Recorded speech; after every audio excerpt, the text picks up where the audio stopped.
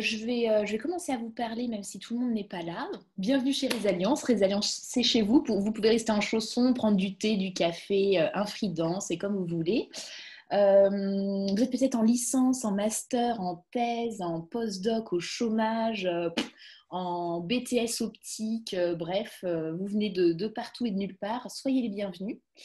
Le thème de Résalliance, c'est vous donner plein d'idées. Bonjour Amélie. De métiers à faire, alors avec des profils voilà, de docteur en biologie, mais ce n'est pas ultra restrictif, bon, je vais y arriver, sur ce type de profil, et puis vous montrer que tout est possible, que la vie n'est qu'amour et qu'il y a il y a tellement de choses à faire si vous saviez. Mathieu, est-ce que tu as quelque chose à rajouter? Bon, c'est ma définition de résilience, mais toi, comment tu vois les choses? Ah bah, moi, ça me va très bien comme définition, qu'effectivement, qui est, bah, on voit, hein, de toute façon, quand on a fait une thèse, on connaît plein d'autres docteurs, et on voit parmi tous nos amis docteurs qui ont fait la thèse au même endroit que nous, que tout le monde part dans des domaines et des endroits complètement différents, en fait. Et que, Et oui, donc on voit effectivement qu'il n'y a pas que seulement le débouché de la recherche, mais qu'il y a finalement plus de débouchés que celui qu'on pensait à la base, en général. exactement. C'est comme un iceberg. Ce qu'on voit, eh ben, c'est qu'une toute petite partie. Il y a plein de trucs qu'on ne sait pas et c'est vachement plus vaste. Et c'est ça la bonne nouvelle. Répandons la bonne nouvelle. Tout à fait. Alors, Chloé, je ne sais pas si je t'avais dit bonjour. 13h04, et ben on va commencer. Alors j'ai juste, ouais, l'enregistrement c'est OK. Je vais mettre a priori en affichage intervenant. On va tenter ça comme ça. Bon, les choupinous, est-ce que vous êtes prêtes et prêts? Est-ce que vous êtes chaud bouillant dans les starting blocks et tout ça? Ah, moi, je commence pas sans un feu vert de l'audience, hein. Ouais, Bien. moi, je ne fais pas partie de l'audience, donc je ne peux pas valider. Bon, après, si t'es pas prêt, on est dans le caca, hein. Annabelle est à fond. Et ben, et Mégane aussi. Bon, et ben dans ce cas, à votre santé. Et c'est parti, Mathieu, bienvenue, le docteur d'Angin. Merci beaucoup de nous faire l'honneur de votre présence aujourd'hui. Mais de rien. Alors, Mathieu, tu as 31 ans, tu vis à Bordeaux. Non, Euh, non, j'en ai 22. 22, pardon, autant Voilà. pour moi, j'y étais quasiment, petite faille spatio-temporelle. Tu vis à Bordeaux, ça je le sais depuis bien 10 minutes qu'on prépare cette interview. C'est Et faux. J'ai dit que je vais déménager à Bordeaux, j'y suis pas encore. Je commence en septembre. autant pour moi, autant pour moi.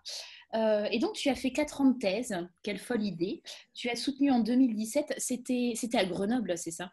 Oui, tout à Ouais. fait. Et si mes souvenirs sont bons, tu as fait ta thèse sur cette merveilleuse levure qui n'est autre que Saccharomyces cerevisiae. Non, Vas-y. schizotrupinus bombé. Je ne sais plus. Tu étais vrai, hein, ça, en fait. Tu avais le Saccharomyces, donc tu as Schizosaccharomyces bombé. Ah oui, voilà. Bon. Alors, pour commencer, est-ce que tu veux bien nous dire, pour commencer, eh ben, pourquoi tu as fait une thèse? But why? Ah, alors, c'est assez marrant parce qu'en fait, moi, à la base, bah, je ne sais même pas si tu l'as déjà dit ou pas, mais on s'est rencontrés en BTS. Et donc, j'ai fait un BTS. Et moi, quand je suis parti dans la fin du bac en me disant, je ferai jamais d'études longues. C'est pour ça que je fais un BTS. Et puis finalement, j'ai poursuivi, puis en licence, mais sans jamais savoir ce que je voulais faire. Et c'est en master, je crois que c'était en M1, où j'arrêtais pas de poser des questions à mes enseignants de l'époque. Et toujours en essayant d'être plus curieux, d'aller plus loin dans la science, etc. Et je me souviens juste d'une phrase. C'était une de mes enseignantes qui avait dit bah ça, je peux pas te répondre parce qu'on ne sait pas encore. Si tu veux trouver la réponse, tu as qu'à le trouver par toi-même. Et pour ça, il faut faire une thèse. Et donc, je dis bah, banco, j'y vais. Et, Bon, bah, allez, c'était ma prof d'épigénétique et je suis resté en épigénétique du coup. en épigénétique. Et nous avons une invitée surprise. Nous avons Sivan Koskas qui débarque. Parent. Jamais entendu parler. Non, non, non. Qui c'est ça? Bienvenue, Sivan. Ok, donc pourquoi une thèse? Parce que tu te posais des questions auxquelles il n'y avait pas de réponse. Et la recherche, c'est ça. Et ça, Tout c'est à beau. fait. Est-ce que tu peux nous dire rapidement un petit peu, voilà, tu as glissé épigénétique, qu'as-tu fait un tout petit peu plus en détail? On va déjà commencer par cette question. Alors en fait, c'est vrai que ma thèse, donc on s'intéressait aux régulations géniques, c'est-à-dire comment un gène est actif ou inactif. Et le modèle de la levure qu'on utilisait, donc ce qui est Saccharomyces bombay, celle que tu adores dire, c'est une levure qui est très étudiée dans ces domaines-là parce qu'en fait, moléculairement, tous les mécanismes de régulation des gènes sont hyper conservés en fait chez cette levure par rapport aux eucaryotes supérieurs. Et on va dire que pendant très longtemps, on connaissait, tout le monde connaît le dogme de la biologie moléculaire que l'ADN, ça fait de l'ARN qui fait des protéines. Et au bout d'un moment, on s'est dit, ouais, mais il n'y a pas que ça. Et il y a une vingtaine d'années, on va dire, le séquençage à haut débit, notamment de l'ARN, a permis de découvrir des tas et des tas et des tas d'autres nouveaux ARN, dont un grand nombre ne faisaient pas de protéines. On appelait ça les ARN non codants. Pas pour des protéines. Pendant de nombreuses années encore, on s'est dit, bon, c'est de la poubelle, ça sert à rien.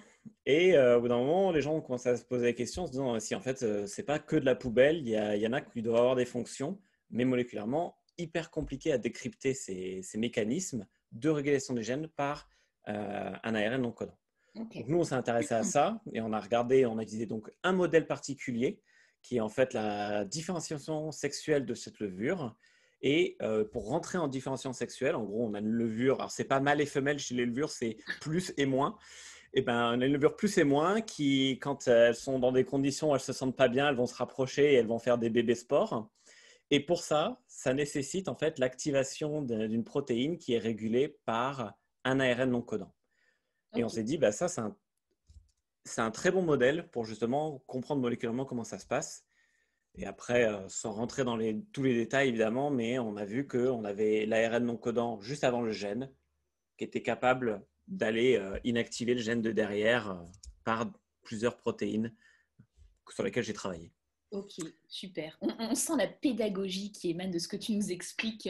Alerte spoiler. Génial. Vaut mieux. Tu as travaillé sur ce sujet pendant 4 ans. Et alors là, sur le plan un peu plus personnel, on se détache du sujet. Est-ce que tu as kiffé grave tes 4 ans? Est-ce que c'était l'horreur? Est-ce que c'était parfois l'un, parfois l'autre? Comment tu as vécu tout ça? Alors, je pense qu'il y a très peu de docteurs à l'heure actuelle que je connaisse qui diraient que absolument tout est tout rose ou absolument tout était horrible. Moi, je pense en toute honnêteté que ça a été des années extraordinaires de ma vie. C'est quelque chose à vivre, c'est même très difficile à expliquer à des gens qui n'ont pas fait de thèse, je trouve. Le fait de vivre, on est dans un microcosme bien à part qui est assez extraordinaire. Alors, ça va avec son lot de difficultés, hein, et c'est vrai que ça dépend aussi de l'équipe, du chef, etc. Donc, mais on va dire, peu importe comment ça s'est fini, comment ça s'est passé, etc. On va dire que dans l'ensemble, j'en garde quand même de très bons souvenirs et j'ai eu un développement personnel qui est très différent, enfin qui est très important dans le sens où je connais très bien le Mathieu d'avant la thèse et le Mathieu d'après la thèse, c'est pas les mêmes personnes. Après, est-ce qu'il est mieux avant ou après, ça, j'en sais rien, je peux pas juger, mais je sais que c'est. Bien sûr, on se bonifie avec le temps, de toute façon. Comme le vin. Comme le vin. Comme le très bon vin. Bref, on s'égare. Ok, génial. Alors, là, on arrive, on voyage dans le temps, on arrive vers alors, la fin de ta dernière année thèse ou peut-être un petit peu avant, mais voilà. Qu'est-ce que tu vois pour la suite? Est-ce que tu sais déjà ce que tu veux faire? Si oui, quoi? Et sinon, est-ce qu'il y a un plan quelconque? Non, j'ai vers la fin de la thèse pas mal d'hésitations, mais je reste convaincu que j'adore faire des congrès, que j'aime bien transmettre les idées et que quand je parlais en congrès, etc., j'avais vraiment cet amour de la transmission de quelque chose. Et je me suis dit, bah, finalement, pour transmettre quelque chose, une des choses qui peut être sympa, c'est l'enseignement. Et donc, je me renseigne et donc, effectivement, on a l'habitude de, si on veut enseigner à la fac, c'est forcément le poste de maître de conf. Et là, je me suis dit, mais du coup, ça demande partir en postdoc, etc. Est-ce que je suis prêt? Est-ce que c'est pas un peu dangereux quand on voit qu'il y a quand même, c'est un peu limité les places? Je me suis dit, est-ce que finalement, partir 3-4 ans en postdoc, revenir après en France et ne pas être sûr d'avoir un poste qui nous plaît vraiment? Je me suis dit, peut-être qu'il y a un autre moyen de faire quelque chose de très, très similaire sans avoir ce risque-là. Et en discutant avec des gens, certaines personnes me parlent de l'agrég externe spécial docteur. Donc, c'est l'agrégation, donc c'est pour enseigner. Et il y avait quelques années, ils avaient créé donc l'agrégation spéciale docteur. Donc, c'était en gros, il fallait avoir ils avaient, plutôt que tous les docteurs passaient l'agrég en externe, bah là, ils avaient créé une agrég externe, mais juste réservée pour ceux qui avaient un doctorat. Ok. Et on m'a dit, bah écoute, pourquoi pas? J'avais, du coup, c'était quoi? C'est bah oui, vers la fin de la thèse, un peu avant la soutenance, j'avais commencé un peu à contacter, à me renseigner sur qu'est-ce qu'il faut pour les prépas et tout ça. Et après, bon, après j'ai soutenu, donc j'avais encore ça en tête, mais j'avais mis de côté en attendant d'aller plus loin. Mhm. Et c'est après la thèse où, par contre, j'ai contacté. Alors, et le truc, c'est pour la prépa, pour l'agrégation, il n'y en a qu'une seule en France qui est à Paris, c'est le l'ENS de Paris-Saclay. D'accord. Paris, ça. Et voilà. Et le truc, c'est qu'ils ne voulaient pas préparer de docteurs pour la spéciale docteur. Ils avaient que 10 places, ils voulaient les garder pour des personnes qui passaient l'agrég externe classique. Du Ah. coup, moyen détourné, je me suis dit, bah, Point, c'est point, pas point. grave.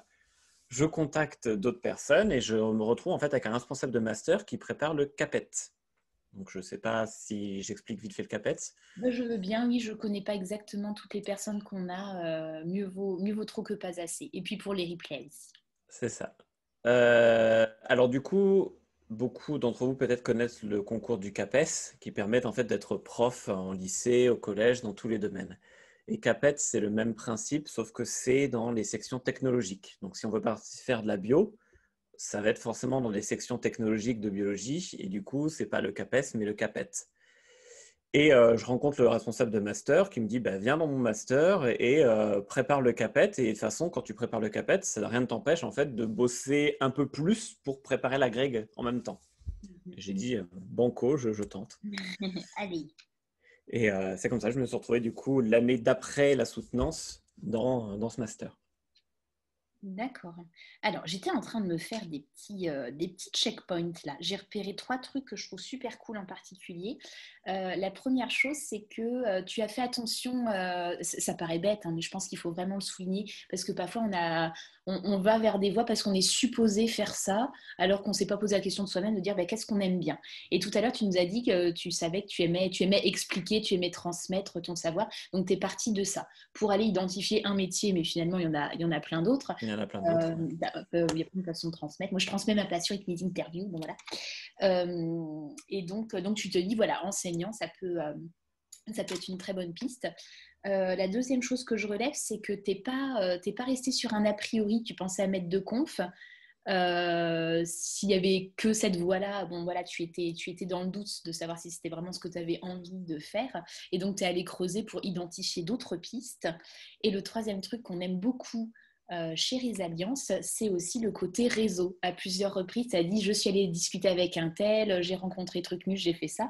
Est-ce que tu peux nous préciser très rapidement ces contacts, c'est tu prends téléphone, c'est LinkedIn, c'est des gens dans la rue, tu les sors d'où? Alors, c'est un peu tout en fait. C'est-à-dire que des fois, c'est des contacts. Enfin, il y avait des personnes que je connaissais dans le laboratoire qui, eux, connaissaient d'autres personnes, par exemple, qui avaient fait la greg, et du coup, ils m'ont mis en contact.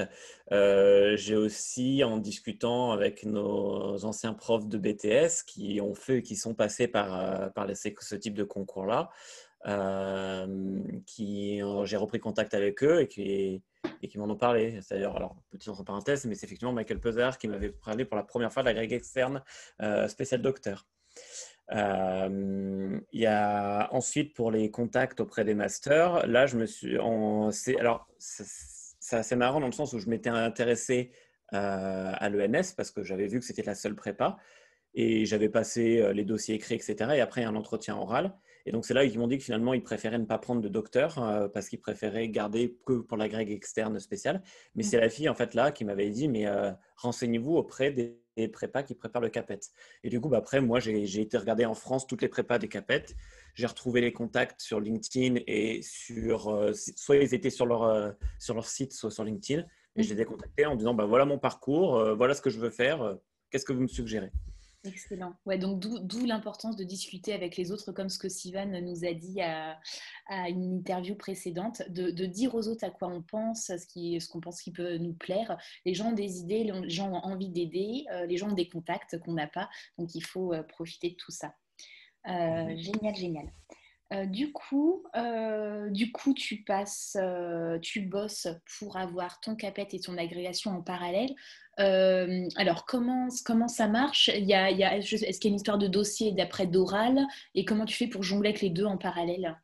Alors, Petit sourire. déjà, le truc, c'est que moi, je l'ai passé, du coup, c'était quoi? C'est il y a 2 ans. Là, la formule a un peu changé c'est l'année dernière, donc déjà, c'est un peu différent. Mais on va dire que moi, quand l'année où je suis passé, on rentrait en Master 1 de prépa, on passait le concours à la fin du M1, et après, on avait un M2, donc il fallait valider son master, le master s'appelle MEF, pour métier de l'enseignement et de l'éducation et des formations. Et, et du coup, en gros, le M1, si on a le concours, on peut passer en M2. Et après le M2, c'est on est à mi-temps, on donne de l'enseignement en lycée et on fait des cours à la fac pour nous apprendre la pédagogie. Ok. Et le concours en lui-même, alors, si on prend le CAPET, il y a 4 épreuves. Il y a 2 épreuves d'écrit où, en fait, effectivement, c'est une présélection. Donc, c'est sur première épreuve, ça va être un sujet de sciences pures, avec, je ne sais plus que moi, là, j'avais eu, c'était un sujet d'hématologie. Bon, voilà. On va balancer toutes nos connaissances, Mhm. tout en fait, en créant un cours. L'épreuve dure 5 heures pour décrit. Et le lendemain, c'est une étude de dossier, donc c'est plein de documents et d'aller montrer qu'on a toutes les connaissances au niveau technologie. Et si on passe ça, effectivement, on a 2 oraux qui consistent en fait en des épreuves TP et orales, où en gros, on est capable de montrer qu'on est capable d'enseigner et qu'on est capable d'utiliser nos connaissances pour fabriquer un cours avec ça. Donc ça, c'est les oraux. L'agrég, en fait, c'est quasiment le même principe. C'est aussi les écrits, sauf qu'en fait, c'est juste qu'il y a plus d'épreuves et c'est un peu plus dur. Ok. Il y a 3 écrits de 6 heures avec chacun une thématique. Donc, une épreuve biochimie, biocell, une épreuve microbio-immuno et une épreuve physiologie. Et donc, on a à chaque fois un thème différent. On a juste une phrase, il faut rédiger pendant 6 heures. Donc, il faut montrer qu'on ait des connaissances, mais qu'on est aussi capable d'être très didactique dans la façon dont on donne les informations. Pas Mhm. juste balancer les informations au hasard, mais qu'on construit notre plan. Et si les écrits passent, donc ça c'est ce que à chaque fois les écrits en fait on appelle ça les épreuves d'admissibilité. Donc si on est admissible, on passe aux oraux et là pour la grecque il y a en fait 3 épreuves de TP. Donc c'est des TP où il y a des questions et des comptes rendus et à rédiger etc. Et en fait le principe c'est qu'ils mettent trop de manips réalisables dans le temps imparti qu'ils essaient de voir jusqu'où est-ce qu'on est capable d'aller et de voir si on est capable de bien s'organiser. Là j'avoue que pour le coup les docteurs ils ont un gros avantage sur cette épreuve-là en général. Parce Ah qu'en ah, général, lequel? ben, on a l'habitude d'avoir une liste comme ça de manip et et de devoir s'organiser parfaitement pour que tout rentre dans notre journée ou dans notre planning. Ça, c'est un truc que ceux qui sortent de master, etc., qui ont juste fait le parcours classique, même les gens, même les normaliens qui sont un peu carrés, etc., ils n'ont pas du tout ce principe-là. Et donc là, c'est vrai qu'en général, ceux qui ont un doctorat s'en sortent très très bien dans ces épreuves-là. Et après, une fois que ces 3 épreuves de TP sont finies, il y a 2 épreuves orales, une consiste en une leçon, on nous donne un sujet au hasard, on a 4 heures de préparation et puis on fait un cours d'1 heure, quoi. Mhm. Et un autre, c'est une étude critique de dossier. Là, c'est pareil, un gros avantage pour les docteurs parce qu'en fait, c'est une analyse d'articles scientifiques. Donc, on nous donne un Nature, un Science ou autre, et puis en fait, on l'analyse et on essaie d'avoir l'esprit critique là-dessus. Mhm. La routine finalement. La routine pour nous, en fait, hein. Ouais. Audrey, je vois ta question dans la messagerie. Tu peux la garder bien au chaud pour, voilà, dans une petite dizaine de minutes quand on attaquera les questions. Merci à toi en tout cas. On va faire un petit flashback. Je suis navrée, c'est un chouïa décousu.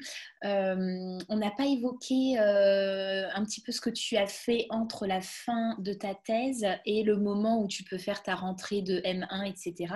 Parce qu'il Mhm. s'est écoulé une petite année et tu as fait des trucs. C'est ça. Bah, euh, l'idée, c'est que de toute façon, j'avais soutenu fin novembre et que de toute manière, les rentrées à la fac, c'est en septembre. Donc, il fallait que j'attende la rentrée de l'année d'après. Donc, suite à un accord avec mon directeur de thèse de l'époque, je suis resté dans le laboratoire pour faire quelques mois supplémentaires pour finir mes projets que j'avais en fait, pendant la thèse, abouti à un projet qui était mis de côté, etc., que là, j'avais pu à m'en occuper. Et dans la dernière année, les quelques mois et tout ça, j'avais rentamé un nouveau projet et du coup, j'aime pas laisser un truc pas fini. Donc, à la fin, j'ai fini ce nouveau projet. Mhm. Enfin, fini. En Après, gros, la c'était recherche, ça ne s'arrête voilà, jamais. ça C'est s'arrête pas ça. jamais, mais non, parce qu'ils bossent du coup sur ce deuxième projet là, ils sont encore en train de bosser dessus dans le labo, donc je le sais puisque mon ancien directeur de thèse m'a recontacté il n'y a pas longtemps pour m'en parler. Mais voilà, donc, mais du coup, j'ai continué un peu dans la même équipe pour aboutir ces projets. Ok, super. Alors, tu passes ton M1, tu es admissible, tu fais ton M2.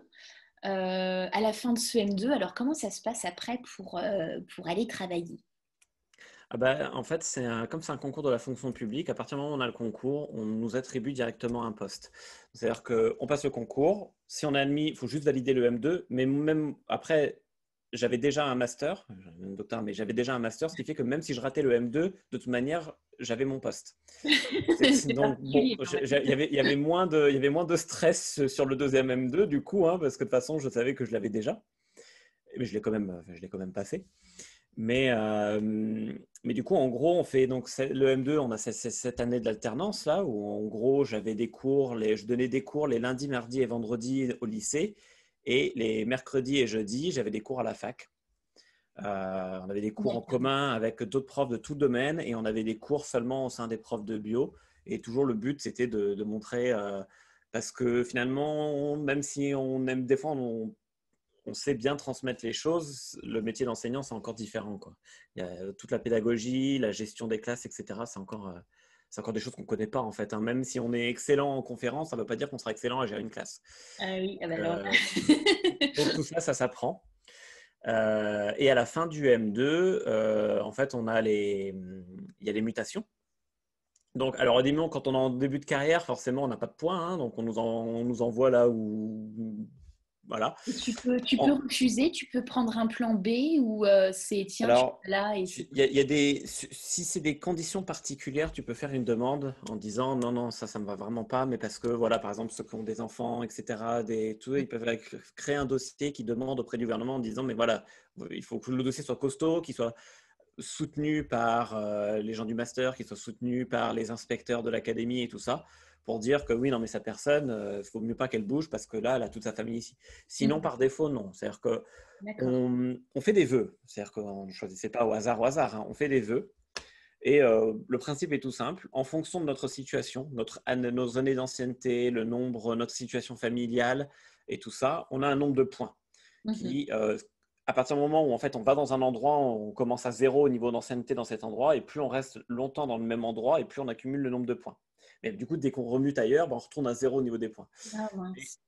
donc, on accumule ce nombre de points, et ensuite on fait des demandes dans les différentes académies qui nous intéressent. Et chaque académie, ben, elle va recevoir les personnes, et puis si elles ont 5 places, elles vont prendre les 5 qui ont le plus de points. Ceux qui ne sont pas pris, on va les mettre sur la deuxième académie de préférence. Et là, c'est pareil, l'académie en question, on va prendre les sections. Ceux qui ont le deuxième point en plus de points se retrouvent ici. Ok. Et au fur et à Très mesure, clair. par exemple, donc moi j'avais fait le master à Montpellier, le master d'enseignement. Ok. Donc là, la thèse à Grenoble, j'avais bougé à Montpellier pour faire le master. Et du coup, là, mon premier vœu, c'était de retourner à Grenoble. Donc j'avais fait premier vœu Grenoble, et j'avais fait deuxième vœu Lyon et troisième vœu Montpellier. Et Grenoble n'avait pas assez de place, pof, je me suis retrouvé dans l'académie de Lyon. Et ensuite, tu as les mouvements. Donc ça se fait au janvier, février, mars, tu as les mouvements donc, qu'ils appellent interacadémiques. Et après, une fois que tu es sélectionné dans ton académie, tu as les mouvements intra-académiques. C'est-à-dire que là, tu as une nouvelle liste au sein de l'académie où tu as été sélectionné, de tous les postes disponibles, donc lycée par ville. Et là, c'est pareil, tu refais une liste en essayant de dire, ben, moi, c'est dans ce lycée-là qui est dans telle ville où tu te retrouves.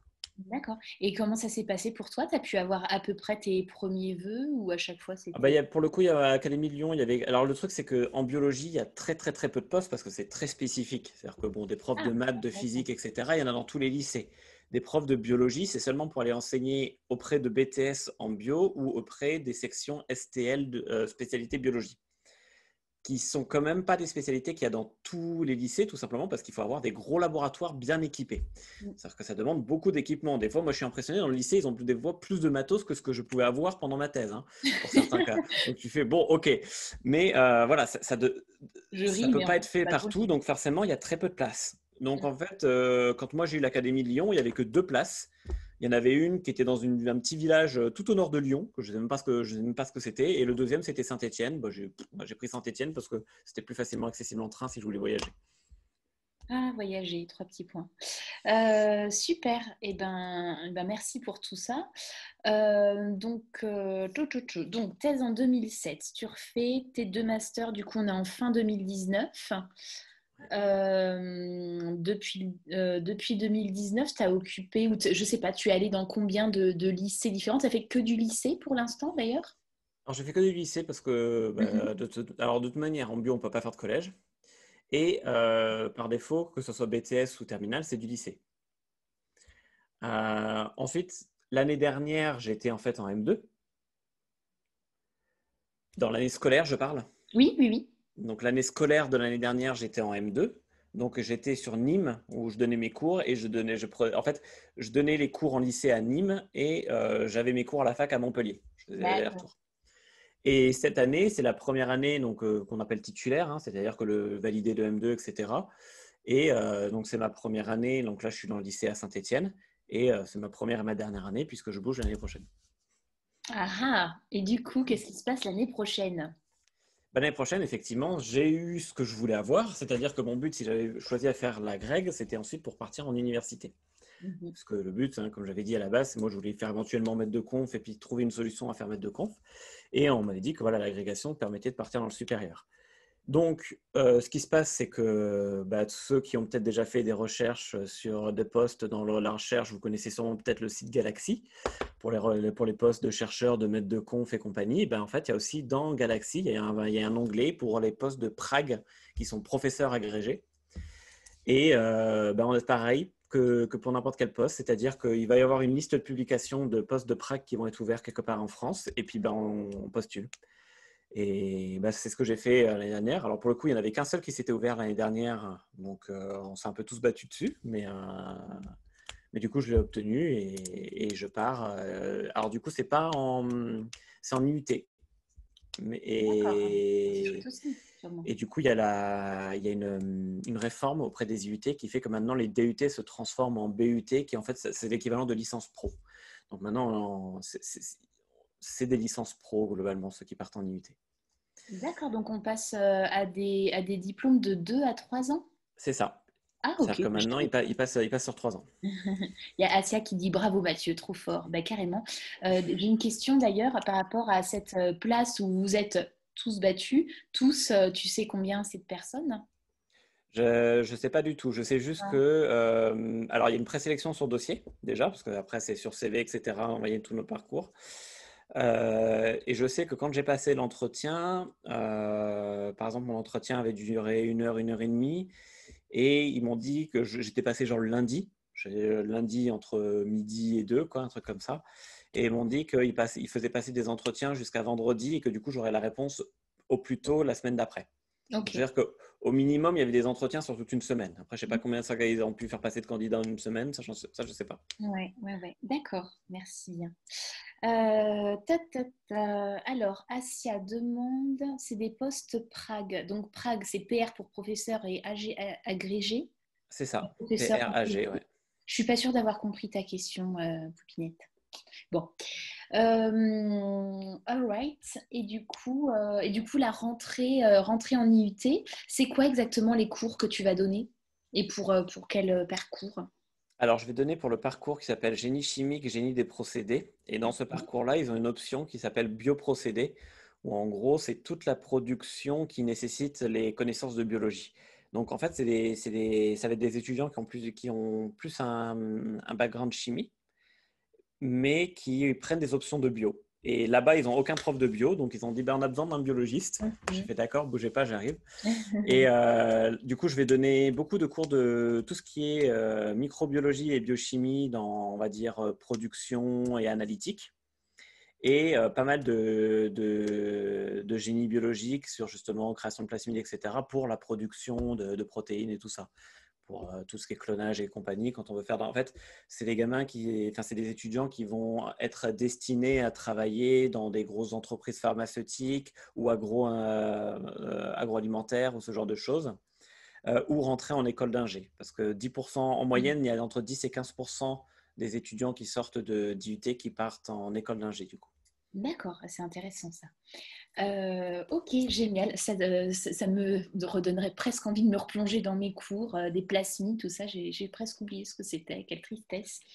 Alors, il est déjà 13h32. J'ai une dernière petite question. Après, j'aimerais laisser la parole aux personnes qui sont connectées.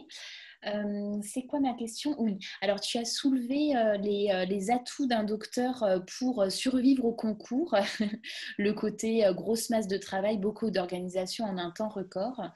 Mais après, pour le métier lui-même, est-ce qu'il y a des ressources, des compétences, des power skills, comme dirait Sivan, Parce que- que tu réutilises particulièrement pour Alors, être professeur? ouais, il y a un truc que d'ailleurs que même mes élèves et même des parents d'élèves sont venus me voir pour me dire ça, c'est que on a un parcours qui est en fait très ancré dans ce qui se passe dans le réel du laboratoire, contrairement à beaucoup d'enseignants qui n'ont fait que le master. Et je suis très souvent, surtout que là, en fait, on apprend à former des futurs techniciens de labo. Je suis très ancré sur la réalité du terrain plus que sur simplement le programme que le gouvernement nous dit qu'il faut enseigner. C'est-à-dire qu'on reçoit un programme et dit bah, ça, c'est ce que les élèves doivent savoir. Et je sais que quand on a le recul de la thèse, mais je pense que ça serait valable par exemple aussi si des personnes ont fait quelques années d'ingé en labo, etc. On a vraiment cette capacité à connaître la réalité du terrain et ça ne donne pas un vrai décalage entre ce qu'on nous apprend et ce que les gamins vont faire derrière, quoi.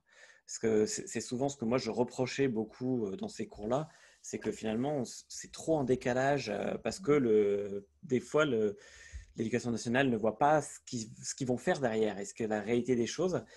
Et, euh, et puis aussi, je pense que souvent quand on fait une thèse, on est beaucoup des passionnés.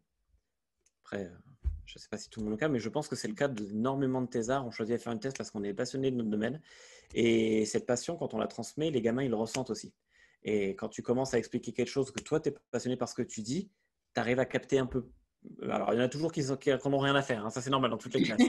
Surtout au lycée. L'année prochaine, en université, ça ne sera pas la même chose. Mais n'empêche que ceux qui sont intéressés, ils écoutent attentivement, vraiment, parce que ils sentent que ce que tu dis, ça t'intéresse toi. Mhm. Quand on se retrouve avec un enseignant qui, déjà, ça ne l'intéresse pas trop ce qu'il dit, ça se ressent beaucoup. Et ça, je pense que c'est aussi quelque chose que le fait que quand on est rentré dans une thèse, c'est qu'on a eu cette capacité-là.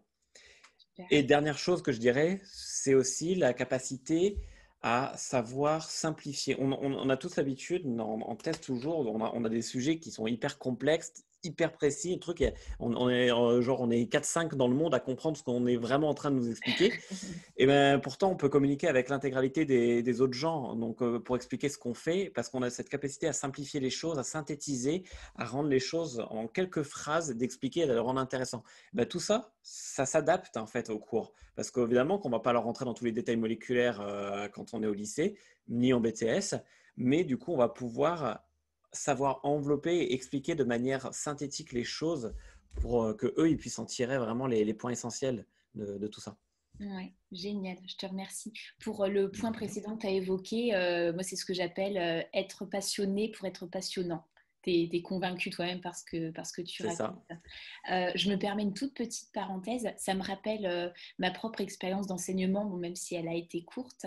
J'avais fait un semestre en première année de prépa médecine et j'enseignais la biologie moléculaire, ce qui était mon sujet, enfin mon domaine de thèse.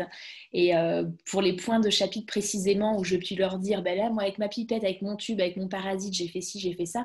Là, je voyais vraiment, les gens écoutaient vraiment parce que c'est une histoire laboratoire, on fait des choses, il y a le côté voilà, travaux pratiques, une vraie problématique, et c'est pas juste des ronds, des rectangles et des mots sur un bout de papier, quoi, finalement. Ouais. Bref, alors, je te propose de glisser sereinement vers les questions qui arrivent dans le fil. J'en profite pour te dire merci, Mathieu. Mais Je de rien. suis très contente de t'avoir accueilli. Je repêche la question d'Audrey là, de tout à l'heure. Alors par contre, Audrey, on ne vous voit pas chez Résalient, ça n'existe pas, on se tutoie tous. Alors, elle demande si après 8 ans d'études, j'ai envie de dire en fait, il y en avait 10, n'est-ce pas? Oui, il y avait le BTS avant et 4 ans de thèse. Quoi. Voilà, voilà. Retourner suivre un master, comment l'as-tu vécu? Merci pour ta réponse. Alors, au début, ça fait bizarre. Sérieusement, quand on sort de la thèse et se retrouver sur les bancs de la fac, on dit, mais qu'est-ce que je fous là, quoi. En plus, on on n'a pas l'impression d'être vieux, et pourtant, quand on retourne dans un master, bah, finalement, on est le plus vieux de la classe. Et, bon, ça a fait beaucoup rire, hein. Du coup, maintenant, bah, c'est devenu des amis, hein, tous les gens du master, donc ils continuent à m'appeler l'ancien. Mais on va dire les premières semaines, c'est un peu difficile, mais en fait, on se rend compte, parce que quand on était en master, on ne se rendait pas compte de ça, qu'on a tellement évolué qu'on est vraiment un cran au-dessus en fait, de tous les autres étudiants dans la réflexion, dans l'organisation, etc. Et finalement, on se dit, bah, je vais me remettre plus facilement à travailler que eux qui nous ont pourtant jamais quitté les bancs de l'école. Parce qu'on a cette capacité d'organisation et de réflexion qui, pendant la thèse, a énormément changé. Et même cette curiosité scientifique où on a une discussion avec les enseignants qui est beaucoup plus poussée que ce que j'aurais pu avoir avant la thèse, par exemple. Sûr. Donc en fait, au début, ça fait bizarre. Et après, une fois qu'on a lancé, on n'y pense même plus. Et même au contraire, j'ai adoré ce M1 de prépa parce que vraiment, ça m'a remis. C'est-à-dire que on rentre dans un master quand on est en sciences, etc. On fait notre master, on se spécialise dans notre thèse, on arrive avec nos petits trucs, il n'y a que nous qui connaissent. Et là, on reprend du recul, on revoit tous les autres domaines qu'on avait complètement oubliés, mais avec le recul de la recherche qu'on avait perdu. Ouais, ça doit Et être génial. je me suis presque dit à la fin de mon concours que je serais un bien meilleur chercheur maintenant que si j'avais trouvé un poste de recherche juste après la thèse. Parce que ça m'a permis vraiment d'avoir un recul et de retrouver toutes des matières que j'avais complètement oubliées, mais avec un regard complètement différent. Et vraiment, c'est assez impressionnant. On ne s'en rend pas compte de ça. Mais quand on y retourne, on s'en rend compte. Et je pense aussi que quand on est dans le cursus normal, je veux dire, on est dans son premier master ou unique, là tu retournes en master après une thèse, tu as vraiment pris une décision, tu t'es dit je refais des études, je repositionne un peu mon projet professionnel. Donc t'es pas là pour vraiment j'allais dire les mêmes raisons. Bon, je me comprends. Ouais, ça a été un choix un peu difficile au début parce que moi, quand on est parlé de la grecque, je me suis dit, bah voilà, je le prépare chez moi, je passe la grecque, et voilà. Et après, quand j'ai contacté, ils m'ont dit, ouais, mais non, pour passer la grecque, c'est mieux de faire un an de prépa. Je me suis dit, bon, bah je repasse un an d'études. Puis après, quand j'avais contacté pour le prépa capet, il m'a dit, mais le concours, il est à la fin du M1. Vous pouvez pas rentrer en M2 si vous n'avez pas eu le concours. Donc, c'est-à-dire qu'il faut rentrer en première année de master. Là, je me suis dit, bon, 2 ans en fait. Mais je fais, bon, est-ce que je le fais ou pas? Et non, j'ai pas regretté. J'ai vraiment pas regretté. J'ai plus que mes yeux pour pleurer. C'est ça. Alors, je reprends le fil des questions. Alors, Asia, ça aurait été mieux que je la prenne en cours de route, mais bref. Elle demandait si tu faisais des travaux pratiques dans ton enseignement et ça fait quoi de retrouver la paillasse? Oui, tout à fait. On fait même beaucoup Tu de l'as travaux jamais pratiques. fait, Euh, en M1 quand même. Pardon, vas-y. Quoi? Excuse-moi. Non, je disais, elle parlait voilà, de retrouver la paillasse. Je disais, tu l'as peut-être pas quitté tant que ça. Mais en M1, En M1, on fait encore quelques petites manies parce que bah, ah, comme de toute façon il y a des TP pour les concours, on est obligé de s'entraîner un petit peu dessus. Mais c'est vrai que c'est assez light, hein. On doit faire 10 TP dans l'année. Par contre, pour les BTS et les STL, alors les BTS, en fait, les TP, ça représente les 3 quarts de leur emploi du temps, hein. mhm. Donc finalement, ils ont quasiment tout le temps, ils sont tout le temps en laboratoire quasiment avec leurs enseignants, et donc on est là avec eux. Et pour les STL, bah, par exemple, si je donne concrètement, là, moi, je vois mes terminales STL, je les ai 4, 5, 6, 7, 8, je les ai 10 heures par semaine, et sur les 10 heures, je les ai 6 heures en TP. Donc on fait 6 heures TP. Et donc effectivement, retrouver à la paillasse, en fait, nous, on manipule plus tant que ça. On manipule toujours un petit peu, dans le sens où quand c'est une nouvelle technique, on va faire des démonstrations. On va aussi nous faire les manips en amont pour vérifier que tout marche. Donc des fois on se retrouve tout seul dans le petit labo comme pendant la thèse, mais en train de refaire des tests pour vérifier, pour préparer les TP en fait, pour créer nos trucs.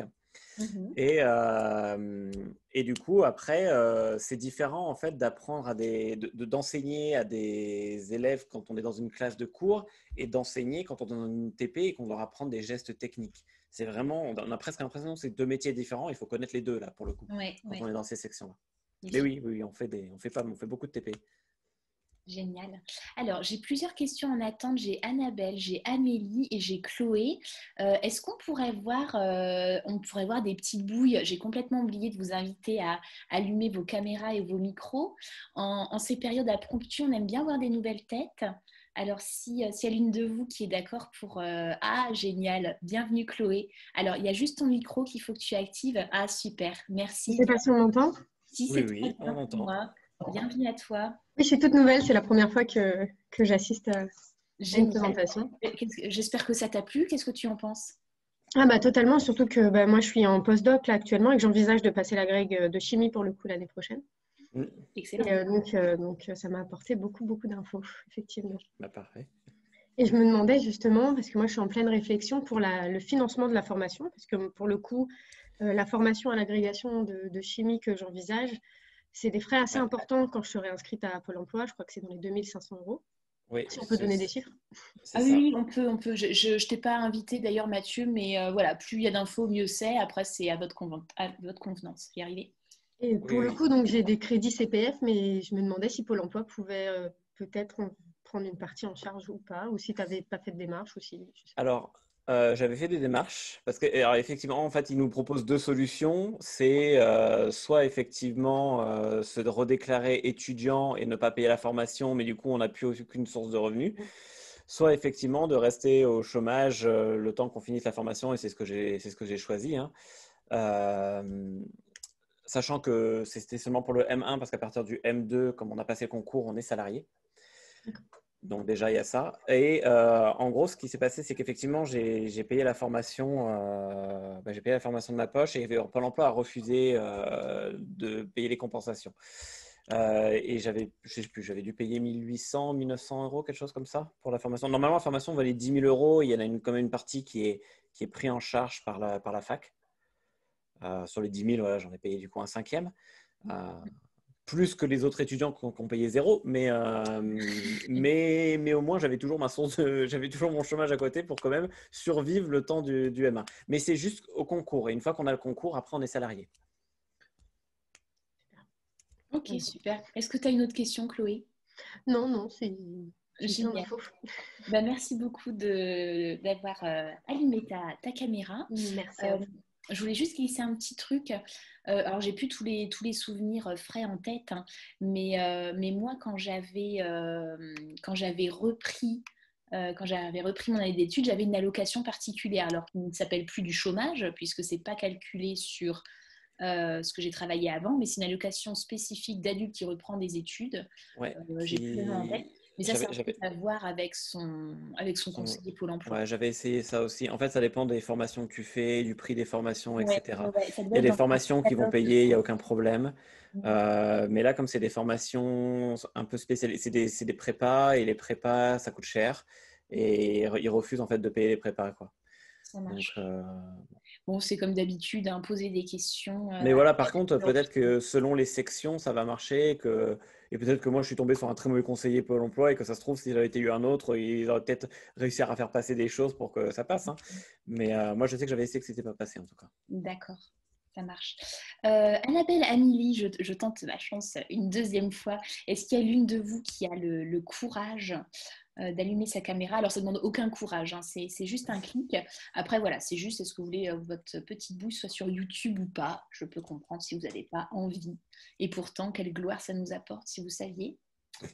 Il n'y a rien qui se passe a priori. Non? Nope. Eh bien, tant pis, on se passera de beaux bouts pour aujourd'hui. Annabelle dit super parcours, point d'exclamation. Est-ce qu'il y a des passerelles pour évoluer plus tard sur un poste de maître de conférence? C'est compliqué parce que là, en fait, quand on est en Prague, on est à 100% d'enseignement. C'est-à-dire qu'on est à la fac, on est au sein d'une équipe de la même manière que pourrait l'être un maître de conf. Là, je vais rejoindre une équipe de recherche avec des maîtres de conf, des chercheurs, etc. Sauf qu'on est vraiment 100% enseignement. Et le problème, c'est que quand on repasse après dans les dossiers, en fait, le maître de conf, ça sera forcément par galaxie et nos dossiers passent secondaires dans le sens où on n'a plus du tout la partie recherche. Je pense que c'est peut-être selon les domaines, il y a des domaines où ça doit être plus simple que d'autres. En biologie, je dirais que les sciences dures, ça risque d'être plus compliqué. Je pense que peut-être que ceux qui font plus des sciences, plus des sciences sociales, je pense qu'il y a peut-être plus de passerelles parce qu'il y a moins cet aspect laboratoire technique, recherche paillasse. Mais dans notre domaine, c'est vrai que c'est un peu plus complexe. Je ne pense pas que ça soit impossible, mais je pense que c'est pas simple. Après, je ne me suis pas renseigné plus que ça, mais je suis quasiment sûr que de toute façon, on est obligé de passer les dossiers de maître de conf sur Galaxy. Donc, Ok. Moi, il faut que je confesse un truc, c'est que je ne crois pas connaître Galaxy. Tu as présenté ça un peu comme une référence, mais alors moi, je ne l'avais, mais pas du tout. alors, oui, effectivement. Bon, c'est pour ceux qui ne connaissent pas, du coup, c'est une plateforme de recrutement pour tout ce qui est métier lié au gouvernement de l'éducation supérieure. Donc, les postes de chercheurs, de maître de conf, de Prague, de maître de conf associés au musée d'histoire naturelle qui sont un peu séparés. Tout ça, ça passe sur ce site Prague. Donc, en gros, c'est un site où on a les listes de recrutement, on fait nos dossiers sur ce site-là. Et une fois que nos dossiers sont acceptés, on peut postuler à différents postes. Et si jamais on a des entretiens, ça passe toujours par ce site-là, en fait. C'est voilà, c'est le site de référencement pour décrocher un job dans le supérieur, en fait. Ça marche. Merci Mathieu. Ensuite, j'ai la question d'Amélie qui te remercie pour voilà, qu'on partage. Est-il Rien. possible de passer l'agrégation sans passer par un master? Alors, c'est possible si on a déjà un master. Par Mm. contre, c'est plus dur. C'est-à-dire que c'est complètement possible, mais ça veut dire qu'il faut le travailler soi-même de son côté. Et c'est quand même un concours. Je vais être complètement honnête au niveau des chiffres. L'année où moi je l'ai passé, il y avait 10 places en France. Il y en a 7 qui l'ont eu, qui venaient de l'ENS de Cachan. Ils étaient 7 candidats, ils ont eu les 7. C'est-à-dire que hors prépa de l'agrégation, il y avait 3 postes en France. Donc, si on le fait de notre côté, c'est hyper complexe parce que c'est pas des concours qu'on peut passer sans bosser vraiment fort. Parce que par exemple, si on prend rien que les écrits, moi je vais prendre même la première épreuve. C'était voilà, épreuve de biochimie, c'était les réactions d'oxydoréduction dans le monde du vivant. Paf, tu as 6 heures. Donc, si tu n'as pas bossé, si tu ne sais pas comment t'organiser, si tu n'as pas bossé, etc., c'est hyper dur de réussir à être en candidature face à d'autres candidats, sachant que, comme je disais, voilà, il y avait 10 places en France. À l'inscription, on était 600, 700, quoi. Oh la vache. Donc, c'est possible, mais pour moi, c'est plus sûr de passer par un master dans le sens où on est accompagné, en fait.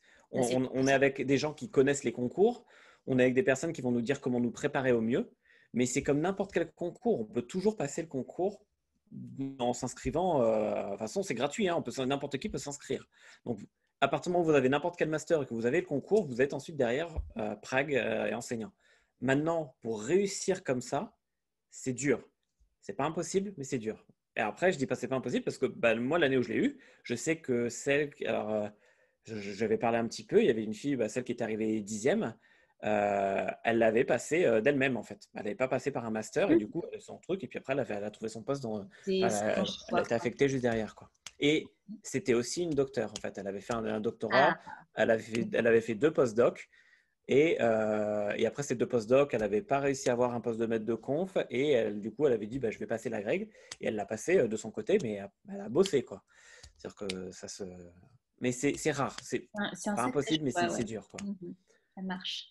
Alors, autre question. Est-ce qu'on peut parler salaire, Prague Junior et évolution de revenus? Ah, bon, c'est très simple. C'est C'est des grilles appliqué? salariales. C'est un poste de fonctionnaire, hein, donc c'est des grilles salariales qui sont imposées. Donc il suffit d'aller chercher sur Google salaire Prague grille salariale. Et en fait, c'est déjà tout noté. C'est-à-dire qu'on sait combien on a au début, on sait combien on aura au bout d'un an, combien on aura dans 3 ans. Et il y a juste les changements de classe qui peuvent se passer. Il y a 2 changements de classe possibles. Et ça par contre, c'est par rapport aux évaluations par les inspecteurs, si on est bien inspecté en tant qu'enseignant, etc. Là, on peut avoir un changement de classe.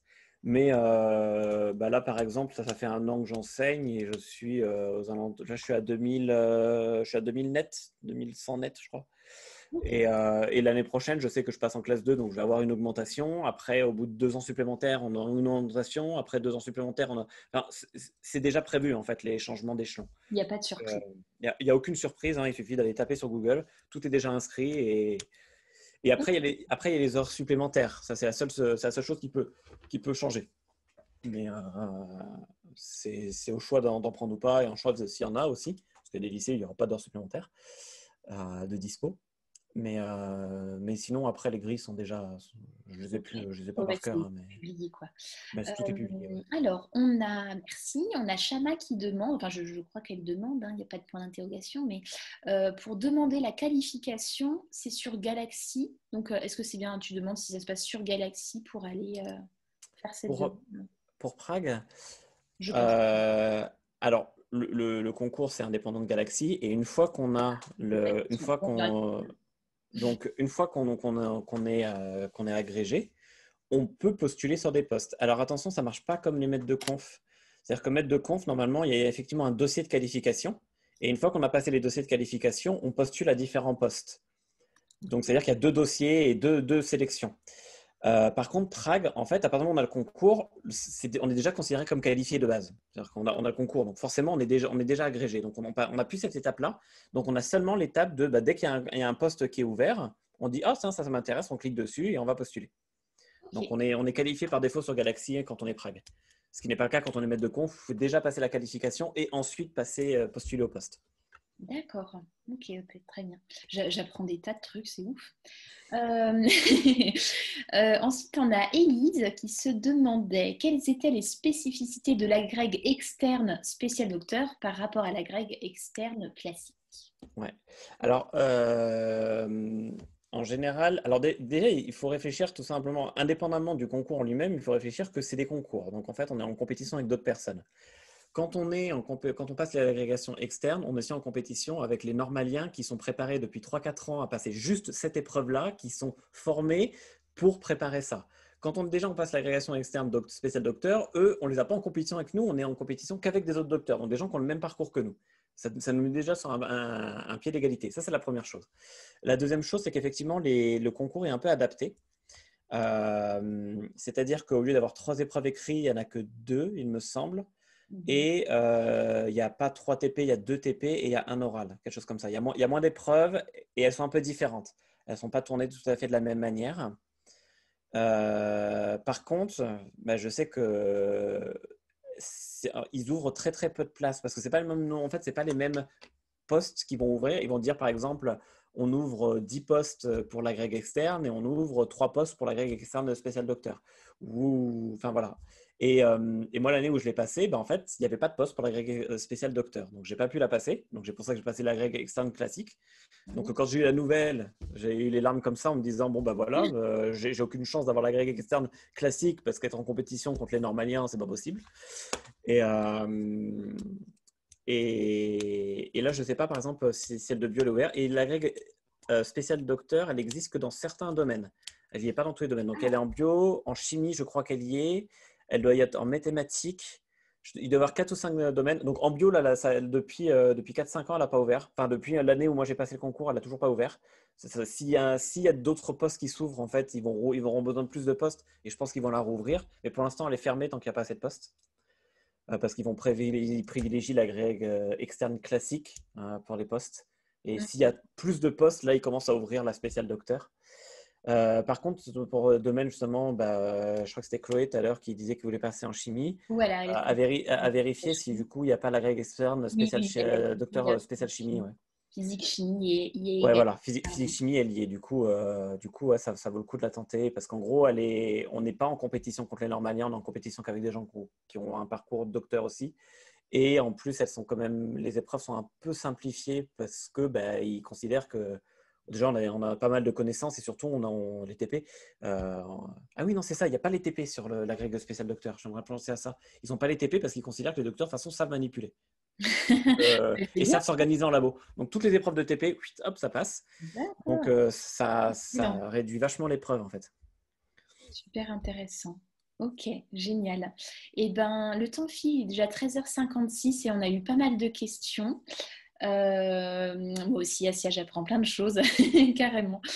Je vais vous proposer d'en rester là. Allez, Mathieu, est-ce que tu voudrais dire un petit mot pour la fin? Qu'est-ce que tu aurais envie de communiquer aux gens qui sont connectés avec nous et puis aux gens du replay? Ben, je me dis que si il y en a des gens qui sont connectés ici et s'ils ont vu un petit peu mon parcours, c'est qu'ils s'intéressent un minimum en fait à la transmission des savoirs et des connaissances. Je pense que c'est un métier qui est assez passionnant et qui nous intéresse beaucoup. Souvent, j'ai croisé beaucoup de docteurs qui quand même s'intéressaient à éventuellement être enseignants et que mettre de cours, des fois, c'est pas la seule solution et qu'il y en a toujours d'autres solutions pour faire de l'enseignement sans passer par les post-docs, etc. C'est pas forcément des voies simples, mais je trouve que après, ça reste un métier passionnant et que finalement, on se dit on n'est plus dans la recherche directement, mais peut-être des fois, je me dis que j'aide presque plus la recherche que si j'avais été chercheur, parce qu'en fait, je suis en train de former des techniciens de labo. L'année prochaine, je vais former des ingénieurs de recherche, etc. Et je me dis, ben voilà, ça va être des gens qui, même si moi, je suis plus dans le laboratoire, je vais former les gens qui vont y être, en fait. Je vais former Ouais, les futurs laboratoires de demain. Et c'est super beau que, ça. et que voilà, et que je me dis que Ouais. c'est un métier différent, mais qui est tout aussi rattaché à la recherche que rester collé à sa paillasse, quoi. Tu formes les chercheurs de demain. C'est ça, c'est ce C'est que beau. j'espère en tout cas. Oh là là, ça m'émeut. Super, ben merci pour ce petit mot. Il y a des merci voilà, qui pleuvent dans la messagerie par milliers. Merci de transmettre ta passion. Eh bien, écoute, Il c'est n'y a pas de parfait. souci. Alors, avant de vous laisser quartier libre, je prends une petite minute pour annoncer l'invité dans 2 semaines. Donc, ce sera le 3 juin, si je ne me plante pas. Donc, c'est Asia qui va accueillir notre invité, de nouveau un homme. Il s'appelle Benjamin Rémy et il est responsable de la recherche clinique sur des projets cliniques et des projets chez, alors, je ne sais pas comment ça se prononce du tout, Sugar. SURG avec AR en majuscule, vous allez comprendre, c'est pour Augmented Reality. Donc, c'est une start-up qui travaille sur la réalité augmentée au service de la chirurgie. J'ai déjà vu un petit peu des choses comme ça par rapport à, voilà, à ce master, j'avais fait ma Top thèse. ça. Ça va être génial. J'ai hâte d'y être. Est-ce que vous y serez? Mathieu, tu seras là, toi, ou pas? Je sais pas si je serai dispo, mais s'ils sont dispo, je viens, ouais. Ouais, parce que j'adore ces sujets-là et c'est vrai que j'ai vu pas mal d'articles là-dessus. Oui, Vraiment sympa. c'est fou. Là, c'est un bel exemple de l'innovation, voilà, au service de la recherche, parce que l'innovation, on n'en a pas forcément une bonne perception quand on est en thèse avant ou après. Bon, je parle au moins en mon nom propre, mais ça va être super, hein, le côté entrepreneuriat. Asia n'est pas sûre d'être là. Ça va être problématique, ça, ma poule. Bon, eh bien, merci pour vos merci. Mathieu, je te remercie encore du fond du cœur. J'ai passé un très, très bon moment. J'ai Mais l'impression pareil. que toutes les autres personnes connectées aussi. Je vous fais d'énormes gros bisous à tous. De rien Thomas, de rien Shama, de rien everybody. Et puis on se retrouve à la prochaine. Salut à tous, bisous bisous. Merci Asia. Bye.